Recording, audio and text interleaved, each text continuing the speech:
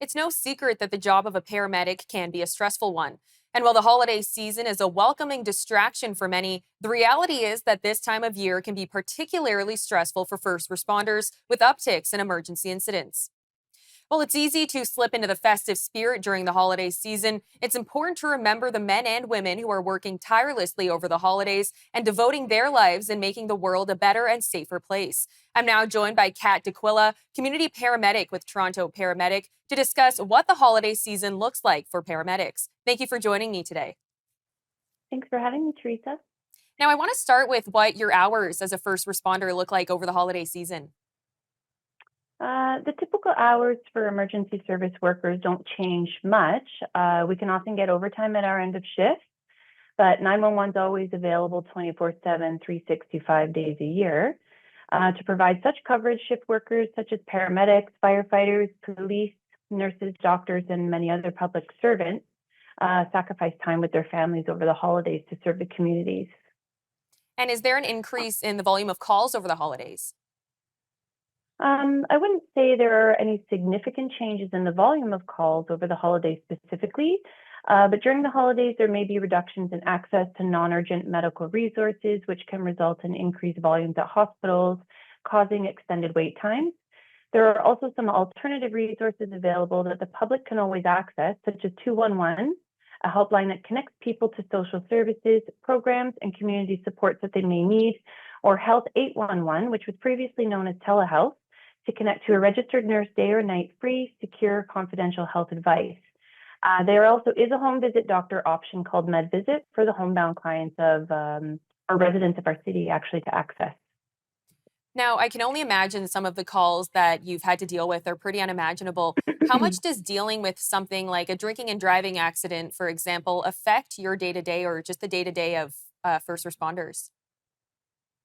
That's a great question. Thank you. In emergency response profession, we often see people on their worst days. Any call or accident has the potential to impact everyone involved, the patients, bystanders that witness the event, and the first responders who provide the vital care and help manage the scene, ensuring everyone's safety.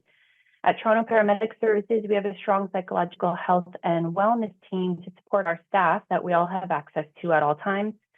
If a member of the public is impacted by an event, they can utilize 211 to be connected to Toronto Community Crisis Service, also called TCCS, who provide free confidential in-person mental health support citywide with their mobile crisis worker teams. They can also provide referrals and connections to other services and post-crisis follow-up support for people.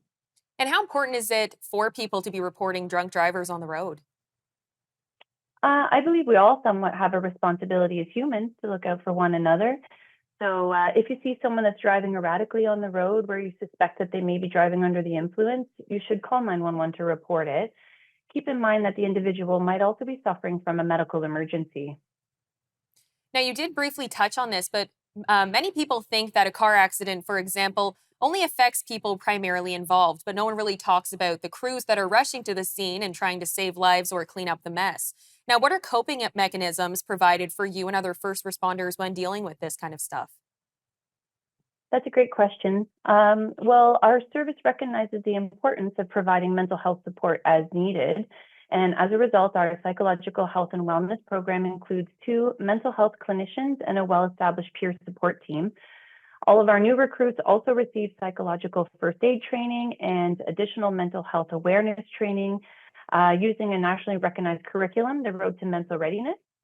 There's also education initiatives to remind people about the importance of reaching out to talk to someone and care for their own well-being, as well as supporting our colleagues who may be struggling. It's important that we take care of ourselves and others in this line of work. Now, as we're experiencing the holiday season, I know police officers are setting up ride programs. Has this helped with your call volumes at preventing drinking and driving accidents? I know you mentioned that call volumes aren't increasing, but are you seeing less accidents because of these ride programs?